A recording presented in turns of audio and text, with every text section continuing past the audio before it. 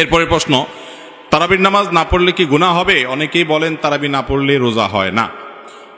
তারাবি নামাজ এটা গুরুত্বপূর্ণ একটি সুন্নত আমল। রমাদান মাসে যদি কেউ তারাবির নামাজ পড়ে, নবী করিম সাল্লাল্লাহু আলাইহি ওয়াসাল্লাম বলেছেন, মান কামা রমাদানা ঈমানান ওয়া ইহতিসাবা গুফিরা লাহু মা তাকাদ্দামা মিন যামবি। যে ব্যক্তি রমজানের রাতের বেলা দাঁড়িয়ে তারাবির নামাজ আদায় করবে, তার পেছনের সমস্ত গুনাহ খাতা আল্লাহ তাআলা মাফ করে দিবেন।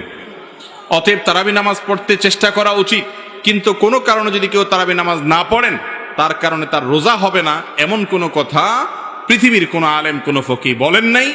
অতএব যদি কেউ তারাবি পড়তে নাও পারেন, রোজা তাকে অবশ্যই রাখতে হবে। তারাবি মিস হলে গুনাহ হবে না, বড় গুনাহ কবিরা গুনাহ হবে না, কিন্তু রমজানের রোজা মিস হলে কবিরা গুনাহ হবে।